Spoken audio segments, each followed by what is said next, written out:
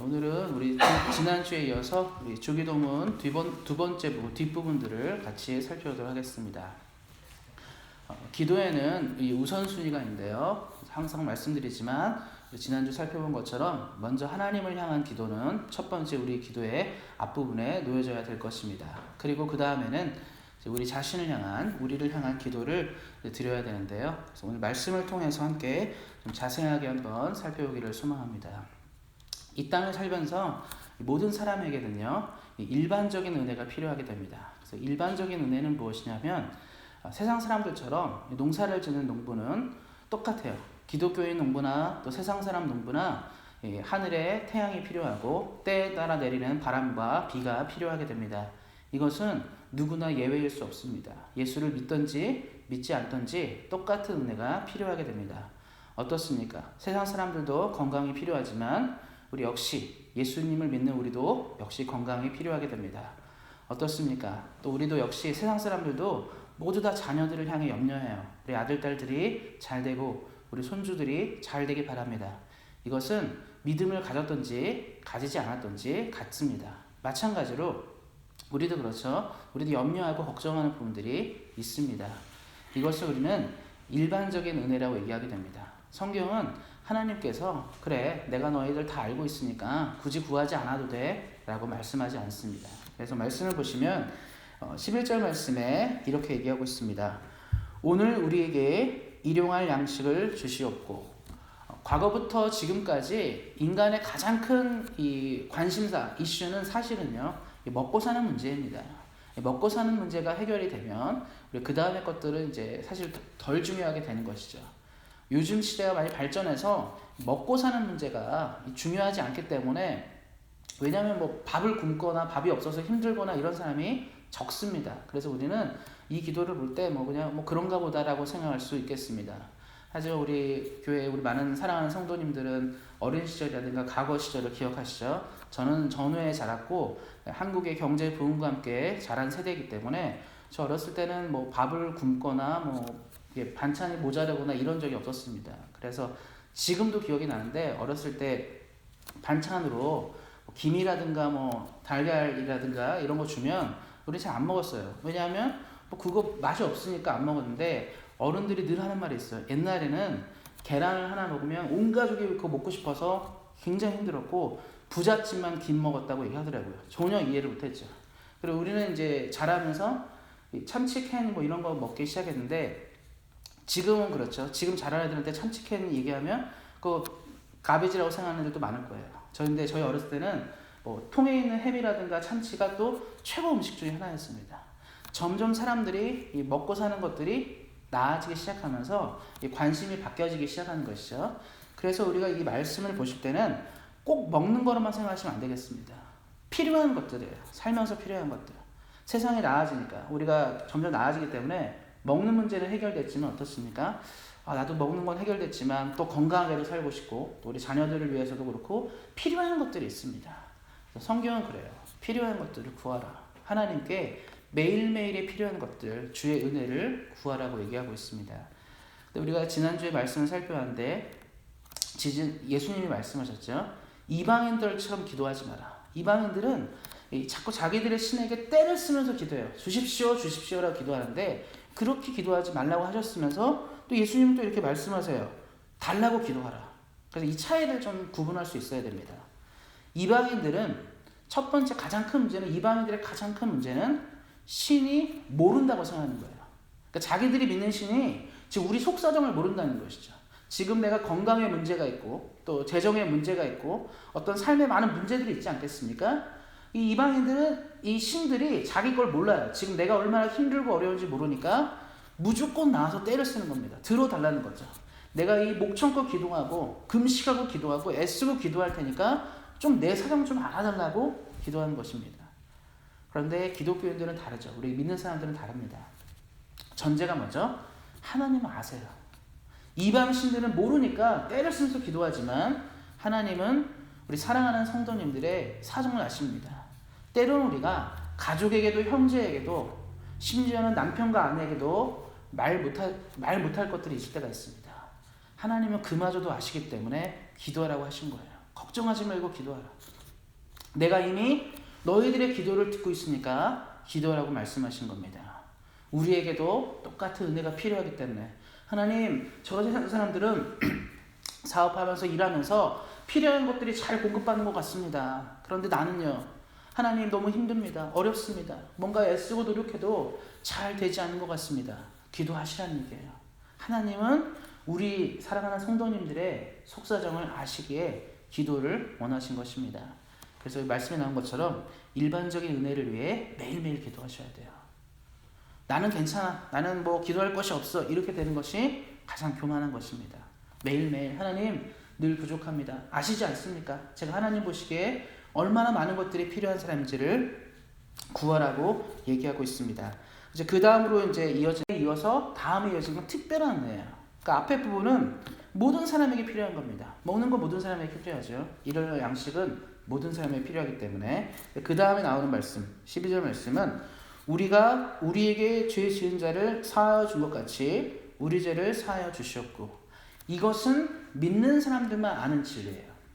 세상 사람들은 일단은요, 자기가 죄인인지를 모르고 사는 경우가 많습니다. 나는 이 감옥에 갈 만한 일을 한 적이 없다. 내가 평생을 살면서 나는 어떠한 잘못도 저지르지 않았다고 말하는 사람들은 스스로 얘기해요. 난 죄인은 아니다. 우리가 죄라고 기준할 때는 법을 어기는 거예요. 그래서 우리가 어떤 법을 잘못 어겨가지고 뭐 감옥에 가든지 뭐 아니면 또 그것에 대한 벌금을 물든지 뭐 이런 것들을 기준하게 됩니다. 그래서 세상 사람들이 잘하는 표현 중에 하나가 있죠. 착한 사람은 뭐라고 하죠? 저 사람은 법 없이도 사는 사람이다. 의인이라고 얘기하는 거예요. 괜찮은 사람이다. 그래서 우리가 늘 말하잖아요. 저런 사람만 계속 세상에 많으면 세상이 굉장히 아름답고 좋을 텐데라고 말하는 것입니다. 그런데 성경은 뭐라고 말하죠? 모든 사람이 죄를 범하였음에 하나님의 영광에 이르지 못하더니.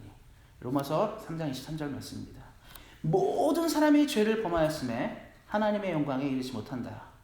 세상에는 법 없이 살 수 있는 사람이 있다 없다? 없다라고 얘기해요. 모든 사람은 가차없이 죄를 지었기 때문에 하나님의 영광에 이르지 못한다라고 얘기하게 됩니다. 그래서 성경에 가장 많이 하는 게 무엇이냐면 인간은 뭐라고요? 죄인이다. 아담과 하와의 범죄 이후로 존재하는 모든 사람은 한 명도 예외 없이 죄인이라고 성경은 평가하고 있게 됩니다. 그래서 우리는 이 죄의 문제를 해결하는 것만이 하나님의 꿈과 영광을 실현하는 것을 믿고 있습니다. 그러면 이제 이 말씀을 우리가 주목해 봐야 되는데 무슨 말입니까? 죄를 용서받는 것에 대해서 우리가 초점을 맞춰야 한다는 것이죠. 세상 사람들은 이 은혜를 몰라요. 우리 찬송가도 있지 않습니까? 나 같은 죄인 살리시. 이걸 모릅니다. 내가 무슨 죄인이냐? 나 잘못한 게 없는데. 내가 감옥 갔다 온 적이 없는데 무슨 죄인이냐 말하는 세상 사람들에게 우리는 고백할 수 있는 거죠. 나 같은 죄인. 우리 사랑하는 성도님들 큰 죄 저지른 적 있습니까? 없어요. 우리가 기껏해 우리가 말하는 죄가 뭡니까? 옆에 사람한테 상처 좀 준 것 같고 뭐 조금 피해 준 거지 우리가 큰 피해 준 적 없습니다. 여러분 우리가 지은 죄 때문에 뭐 누가 죽거나 다치거나 망하거나 그런 정도 죄 지은 사람은 없습니다. 그럼에도 불구하고 우리는 아는 것이죠. 하나님 앞에서 우리는 하나도 자랑할 것이 없는 부끄러운 사람인 것을 아는 것입니다. 이 은혜를 아는 사람이 진정한 크리스천이고 기독교인이에요. 요즘 세상의 가장 큰 문제는 뭐냐면 교회를 다니고 뭐 신앙이 오래된 사람들도 자기가 죄인인 것에 대해서 전혀 인식하지 못하기 때문에 세상에 문제가 생기는 것입니다. 왜냐하면 이렇게 생각하시면 돼요. 내가 죄인인 것을 모르고 깨닫지 못하게 되면 우리는 누군가를 용서할 만한 힘과 용기도 생기지 않습니다. 이러면 왜 그러냐면 내가 굉장히 깨끗하고 의인인데 누가 잘못한 것을 보면 그 사람은 미워하게 되고 그래요. 그럼 너가 나한테 용서를 구하고 빌어야 되고 내가 너를 용서해 줄 이유가 없다라는 생각을 가지게 됩니다. 그런데 우리 스스로가 하나님 앞에 큰 죄인이라 생각하잖아요. 내가 이 죽을 죄에서 구원을 받아서 영생을 얻었다고 믿게 되면 누군가에게 나에게 조금 상처를 주고 고통을 줘도 어떻게 됩니까? 이해하려고 그래요.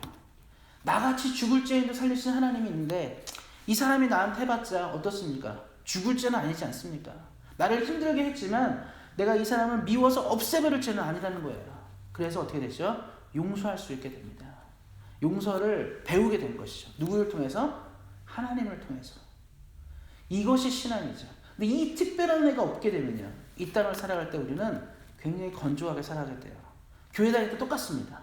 세상 사람들이 싸우는 것처럼 똑같이 싸우고 세상 사람들이 우리처럼 막 미워하고 질투하는 것이 똑같이 되는 것이죠. 그러나 우리가 이것을 깨닫게 되면 어떻습니까? 우리 마음이 점점 넓어지게 돼요. 야, 나 같은 사람을 구원하셨는데 내가 내 형제, 내 자매, 우리 교회 친구들, 내 이웃들을 조금 더 품어줄 수는 없겠는가에 대해서 품어주는 마음이 생기게 됩니다. 그래서 우리 사랑하는 성도님들에게 이 특별한 은혜가 더욱더 임하기를 소망합니다. 일용할 양식이 없으면 사람이 죽지만 그건 육체의 죽음뿐이에요. 하지만 우리가 특별한 은혜, 영적인 은혜가 없으면 영이 죽게 됩니다. 육체가 죽으면 그냥 땅에 묻히면 끝이겠지만 영이 죽으면 영원한 형벌을 받게 됩니다. 그래서 우리 사랑하는 성도님들의 이 특별한 은혜, 하나님의 은혜를 깨닫는 이 은혜가 가득하시기를 예수님의 이름으로 축원드립니다. 그리고 우리가 그 다음 살펴볼 것은 이 13절 말씀입니다. 우리를 시험에 들게 하지 마시옵고 다만 악에서 구하시옵소서, 이 말이 나오는데요. 이 시험의 문제는 우리 인생의 또 아주 중요한 문제 중에 하나입니다. 이 땅을 살면서 시험을 받지 않을 수는 없어요. 모든 시험들은 우리에게 존재합니다. 모든 상황에서 시험의 상황들이 존재하게 됩니다. 그래서 예수님도 공생애를 시작하셨을 때 처음에 무엇을 시작하셨죠? 사탄이 광야에서 시험하지 않았습니까? 이 시험은 무엇을 얘기하냐면 모든 인간은 살면서 시험을 받겠다는 것을 보여주신 것이에요. 한 가지는 뭐냐면 시험을 받되 이기는 사람이 있고 시험을 받되 지는 사람이 있습니다. 그래서 말씀에 나온 것처럼 시험에 든다는 얘기가 있습니다. 그래서 우리 교회도 그러죠. 이 시험 받는다는 말보다는 이 말을 많이 써요. 시험에 들었다, 뭐가 들었다 이렇게 얘기하죠. 이 말은 뭐냐면 시험의 상황에서 이겨내지 못하고 그 상황에 빠져든 것을 얘기하게 됩니다. 이렇게 말하면 좀 어려운데 제가 조금 쉽게 설명드리겠습니다. 학생들이 학교 다니시죠? 학교 다닙니다. 공부합니다. 때가 되면 무엇을 하죠? exam, 테스트를 해요. 테스트를 한다는 것은 그동안 배운 것들을 잘하고 있는지를 점검하게 되는 것입니다. 시험 자체는 문제가 없어요. 그렇지 않습니까? 공부한 거, 국어, 수학, 사회 다 공부한 거를 가지고 정확히 평가하는 것은 문제가 되지 않습니다. 근데 언제 문제가 되냐면 시험을 딱 봤는데 어떤 학생들은 자기가 공부한 거에 의해서 열심히 시험을 치러요. 그래서 그 결과를 따라가는데 어떤 학생들은 시험을 딱 치르게 되는데 공부를 너무 안 한 거예요. 그동안 공부를 안 해서 기억나는 것은 없습니다. 그런데 시험 결과가 나쁘면 어떻습니까? 부모님이라든가 친구들에게도 망신당할 것 같기도 하고 또 지금은 안 그렇지만 예전에는 엄마 아빠들이 어떻습니까? 시험을 보면 그렇게 때렸어요. 이거 왜 이렇게 공부 안 해요? 왜냐면 사시니까 고생이 많은데 공부처럼 쉬운 게 없는데 공부도 안 한다면 너는 큰일 났다고 생각하니까 그렇게 혼냈겠지. 그래서 이제 공부를 안 했으니까 어떻습니까? 시험을 봐야 되는데 준비도 안 됐지. 또 그 다음에 일어난 일을 생각하니까 머리가 아픈 거죠. 그래서 학생이 어떤 생각을 합니까? 시험은 문제가 없지만 뭘 만듭니까? 커닝 페이퍼, 치팅 페이퍼를 만드는 거죠. 내가 요거를 만들어가지고 요 시험을 넘어가야겠다. 그래서 시험을 준비를 합니다. 밤새 중요한 걸 찾아가지고 선생님이 요건 꼭 시험에 나온 데 있지 않겠습니까? 그거 찾아가지고 다 만들었어요. 그래서 시험장에 딱 들어갔을 때 고민이 생기는 거죠. 내가 이걸 만들었지만 이걸 봐야 될까? 아니면 안 보고 그냥 이번에 한번 크게 혼나고 다음부터 정신 차리고 잘 볼까? 고민이 생길 거예요. 어떻습니까? 여기까지는 문제가 없어요. 왜냐하면 페이퍼를 만들었지만 보지 않았기 때문에 아직 문제가 없는 거죠. 근데 여기서 내가 여기서 시험을 망치면 대학 가는 것도 문제가 생기고 부모님도 뭐라고 할 테고 나 어떡하지 생각하면서 페이퍼를 집어드는 순간 시험에 드는 거예요. 인생도 마찬가지입니다. 시험은 옵니다. 이런 상황들이 딱 올 때 고민이 생기는 거죠. 내가 이렇게 해야 되나 저렇게 해야 되나. 우리 그렇지 않습니까? 인간관계도 그래요. 어떤 순간에 화가 팍 날 때가 있습니다. 거기까지는 나쁜 게 아닙니다. 인간의 자연스러운 현상이에요. 그런데 화가 확 났을 때 옆 사람에게 발설하거나 공격을 시작하면 거기서는 시험에 드는 거예요. 그래서 우리가 이 기도가 너무 필요합니다. 성경은요, 분노를 뭐라고 하지 않아요. 왜냐하면 사람이라는 존재 자체가 분이 일어날 수 있기 때문에. 그러나 분노를 다스리고 조절하는 것은 너무 중요한 게 됩니다. 그래서 말씀에도 얘기하지 않겠습니까? 시험에 들게 하지 마시고 시험에 들게 되면서 뭐가 생기냐면 다음에 나오죠. 악이 생겨요. 이 악의 문제는 이 다음에 나오는 결과로 생기는 것입니다. 그래서 시험을 받지만 우리가 유혹도 받지만 이것을 이겨낼 수 있는 믿음을 위해서 늘 기도하셔야 합니다. 이 땅을 사는 것은 어쩌면 시험의 연속이고요. 삶의 연속입니다. 우리 마음의 가짐을 그렇지 않습니까? 새벽에도 열심히 기도하면 오늘 하루는 말씀으로 살아야겠다. 오늘 하루는 더욱더 주의 은혜로 살아야겠다고 다짐하게 되는데 꼭 옆에서 찌르는 사람들이 있어요. 열심히 기도하고 하는데 나를 좀 성질을 박박 긁거나 괴롭게 하거나 또 하필은 오늘 같은 날 열심히 은혜 받은 날 꼭 짜증나게 만든 사람이 있습니다. 그때 어떻게 하셔야 된다고요? 이걸 생각하셔야 돼요. 시험을 받았지만 들지 않도록, 시험을 받았지만 악으로 가지 않도록 기도하셔야 합니다. 이것이 이제 믿는 사람들의 삶의 방식이죠. 어쩌면 이 기도는 너무 중요한 것 같습니다. 매일매일에 이 기도는 늘 하셔야 되는 것 같아요. 하나님, 사람이기 때문에 시험 들 수밖에 없습니다. 시험을 받을 수밖에 없습니다. 하지만 하나님, 이것을 통해서 내가 죄를 짓거나 무너지지 않는 길로 가지 않도록 기도하셔야 합니다.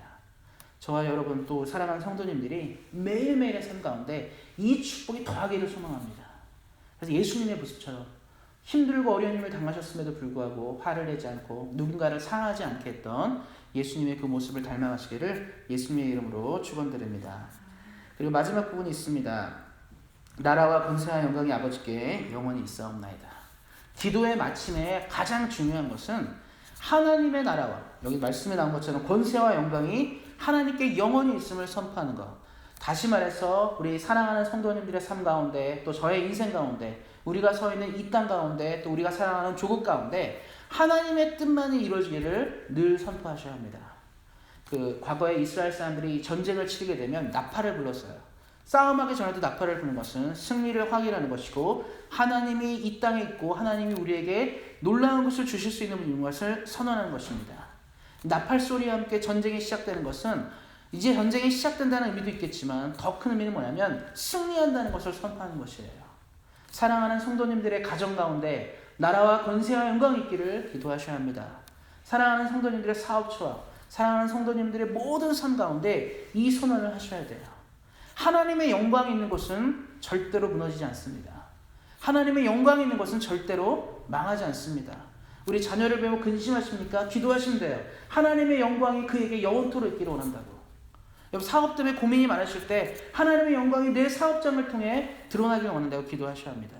이 건강하지 못한 몸이 있습니까? 기도하셔야 돼요. 이 부족한 몸이 하나님의 영광을 통해 살아가기를 원한다고 선포하셔야 합니다. 하나님의 영광이 드러나기 시작하는 순간 세상은 변하고 나라도 변합니다. 한국의 1907년도에 있던 한국의 부흥을 얘기하면서 오늘 설교를 마무리하고 싶습니다. 1907년에 한국은 너무 암담한 시기였어요. 그 시기는 점점 나라는 망해가는 시점이었고, 이 조선이 1910년에 망했기 때문에 나라는 망해가는 시점이었고, 이제 이 한국은 너무 힘이었고 외세의 세력에 의해서 점점 힘이 빠지는 시기였습니다. 그런데 그때 이 크리스천들, 믿음이 있는 사람들은 이 나라의 소망을 봤어요. 하나님의 영광이 서 있는 이 조선을 봤습니다. 기도하고 기도했습니다. 금식하고 부르짖고 주의 영광을 위해 기도했습니다. 그때는 몰랐습니다. 한국이 어떻게 될지 몰랐어요. 왜냐하면 우리는 1945년이 될 때까지 긴 시간 동안 고통의 시기를 보냈기 때문에. 그런데 교회는요, 꺼지지가 않았어요. 하나님의 영광을 선포한 교회들은 기도하고 기도하면서 조선을 위해 기도했습니다. 100년 만에 한국은 세계에서 선교사를 많이 보내는 나라 중에 하나가 되었고, 가장 큰 교회들이 한국 땅에 들어서게 됩니다. 여러분, 우리는 우연이라고 생각하시면 안 돼요. 그냥 우리나라 사람들이 열심히 살았으니까 경제가 부흥하고 나라가 잘 됐다 생각하시면 안 됩니다. 뜨거운 눈물과 기도로 대한민국은 기독교의 번영과 함께 같이 일어났습니다. 우리가 기억하실 것이 무엇입니까? 바로 이 출발에 뭐가 있죠? 하나님의 영광이 우리 사랑하는 나라, 이 대한민국, 이 조선 땅에 있기를 바랬던 그 귀한 우리 선조들의 눈물 어린 기도와 믿음이 있었기 때문입니다. 기도하는 사람은 망하지 않습니다. 기도하는 사람은, 기도하는 민족은 절대로 패망하지 않습니다. 누가 그럴지 모르겠어요. 이제 세상이 어렵고 힘드니까 망할지 모른다고 말하겠지만 절대로 멸망하지 않습니다. 기억하시고, 우리 늘 주기도로 우리가 2주 동안 살펴봤는데요, 꼭 기억하시고 기도로 승리하시는 우리 사랑하는 성도님 되시기를 다시 한번 예수님의 이름으로 축원드립니다.